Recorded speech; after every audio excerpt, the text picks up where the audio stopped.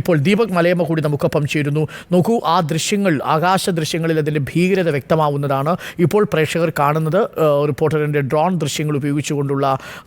ഉപയോഗിച്ചുകൊണ്ടുള്ള ദൃശ്യങ്ങളാണ് കാണുന്നത്. രക്ഷാപ്രവർത്തനം നടക്കുന്നു. വളരെ വേഗത്തിൽ തന്നെ പുഴയുടെ തീരത്തുള്ള മണ്ണ് നീക്കുന്നു. അതേസമയം NDRFിൻ്റെയും നേവിയുടെയും സംഘം ഡീപ് സെർച്ച് മെറ്റൽ ഡിറ്റക്ടർ ഉപയോഗിച്ചുകൊണ്ടുള്ള പരിശോധനയും പുഴയിൽ തുടരുന്നതിൻ്റെ ദൃശ്യങ്ങളാണ് പ്രേക്ഷകർ കാണുന്നത്. ഇത് റിപ്പോർട്ടർ TV മാത്രമാണ് ഈ ക്ലോസ് ഇമേജസ് പ്രേക്ഷകരിലേക്ക് എത്തിക്കുന്നത്. ഇത് നമ്മളുടെ ഉദ്യോഗസ്ഥർക്കടക്കം ഈ ദൃശ്യങ്ങൾ വളരെ ആവശ്യമുള്ളതാണ്. അവർ ആ ദൃശ്യങ്ങൾ ഉപയോഗിക്കുന്നുണ്ട്.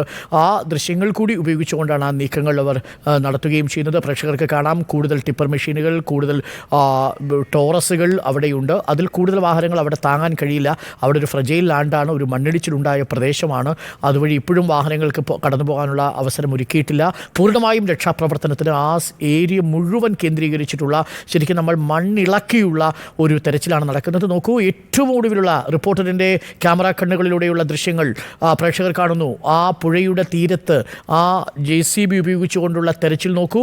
ആ JCB ഉപയോഗിച്ചുകൊണ്ടുള്ള തെരച്ചിൽ ഇനി ഏകദേശം 1.5 മീറ്റർ കൂടി മാത്രം ആഴത്തിൽ വന്നാൽ റോഡ് നിരപ്പാവും. അതിനുശേഷം വീണ്ടും 16-18 അടിയോളം താഴ്ചയിലുള്ള മെഷീൻ കണ്ടെത്താൻ വേണ്ടിയുള്ള ഭഗീരഥ പ്രയത്നം, അങ്ങനൊരു വാക്കുണ്ടെങ്കിൽ ശരിക്കും അത് ഉപയോഗിക്കാവുന്നതാണ്. ഇപ്പോൾ അതേസമയം തന്നെ മുകളിൽ നിന്നും മെറ്റൽ ഡിറ്റക്ടർ ഉപയോഗിച്ചുകൊണ്ടുള്ള പരിശോധനയിലേക്ക് കടക്കുന്നു. ആർമി ഉദ്യോഗസ്ഥർ അവിടെയുണ്ട്. അവർ വളരെ കൃത്യമായി ചിട്ടയായി ഏകോപിപ്പിച്ചുകൊണ്ടുള്ള ഒരു രക്ഷാപ്രവർത്തനമാണ് നടക്കുന്നത്. തെരച്ചിലാണ് ഇപ്പോൾ നടത്തിക്കൊണ്ടിരിക്കുന്നത്. വളരെ ശക്തമേറിയ മെഷീനുകളാണ് ഈ നേവിയും ആർമിയും ഉപയോഗിക്കുക. അതുകൊണ്ട് വലിയ പ്രതീക്ഷയുണ്ട്. ഏതു നിമിഷവും ഇനി നമുക്ക് അങ്ങനെ ഒരു വാർത്ത കിട്ടും എന്നൊരു പ്രതീക്ഷയിൽ തന്നെയാണ് നമ്മൾ കാത്തിരിക്കുന്നത്. ആകാശ ദൃശ്യങ്ങൾ, തത്സമയ ദൃശ്യങ്ങളാണ് പ്രേക്ഷകർ കാണുന്നത്.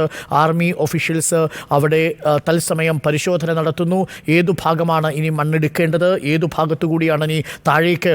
നേരത്തെ നേവി ഓഫീസേഴ്സ് ഏതെങ്കിലും മെസ്സേജുകൾ കമ്മ്യൂണിക്കേറ്റ് ചെയ്തോ എന്നതറിയില്ല. നമ്മൾ ആർമി ഒഫീഷ്യൽസുമായിട്ട് ബന്ധപ്പെടുന്നുണ്ട്. ഔദ്യോഗികമായി സ്ഥിരീകരണം എത്തിയിട്ടില്ല.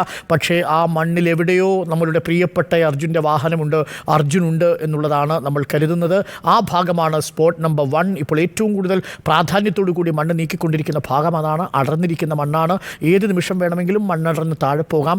കഴിഞ്ഞ 8 ദിവസമായി ആ മണ്ണിൻ്റെ പുറത്ത് നമ്മൾ രക്ഷാപ്രവർത്തനം നടത്തിയ മണ്ണ് അവിടേക്കാണ് നമ്മൾ ഇട്ടുകൊണ്ടിരുന്നത്. അത് ഏകദേശം നീക്കം ചെയ്ത് കഴിഞ്ഞു. ഇനി 1-1.5 മീറ്റർ കൂടി മാത്രമേ നീക്കം ചെയ്യാനുള്ളൂ. ചെളിവെള്ളം നിറഞ്ഞ പ്രദേശമാണ്.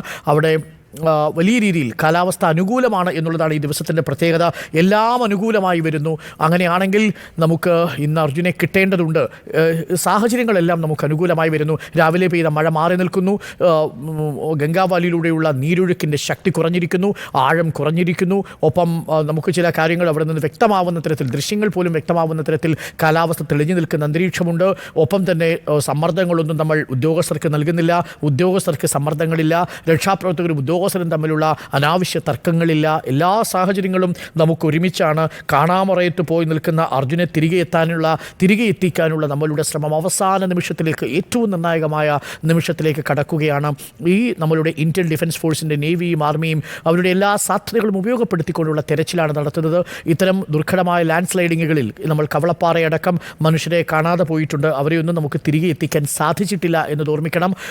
നമുക്ക് എന്തെങ്കിലും സാധ്യതയുണ്ടെങ്കിൽ അത് ഇന്നാണ്. നമുക്ക് ആ സാധ്യത, അതുകൊണ്ട് തന്നെ നേവി ഫുൾ ഫ്ലെഡ്ജായിട്ടാണ് എത്തുക എന്നത് ഇന്നലെ വൈകുന്നേരം പറഞ്ഞിരുന്നു. ഏറെ ശ്രദ്ധേയമായ കാര്യം, അമ്മ ഇന്നലെ നടത്തിയ പ്രസ് കോൺഫറൻസിൽ ആർമി ഉദ്യോഗസ്ഥർക്ക് അല്പം വിഷമമുണ്ടായിരുന്നു. അവരിന്നലെ എന്നോട് പറഞ്ഞത്, ഞങ്ങൾ എന്ത് ചെയ്യാനാണ്, 24 മണിക്കൂർ മുമ്പല്ലേ ഞങ്ങൾ വന്നത്, അതും പരിമിതമായ ഒരു സാഹചര്യമാണ്, എന്ത് ചെയ്യുക നമ്മൾ. എങ്കിലും നാളെ ഞങ്ങൾ പൂർണ്ണമായ ഫുൾ ഫ്ലെഡ്ജോടുകൂടി നാവികസേനയുടെ എല്ലാ മെഷീനറിയും രംഗത്തിറക്കിക്കൊണ്ടുള്ള ഒരു തെരച്ചിലായിരിക്കും നടത്തുക. അതാണ് അക്ഷരാർത്ഥത്തിൽ ഇപ്പോൾ നടന്നുകൊണ്ടിരിക്കുന്നത്.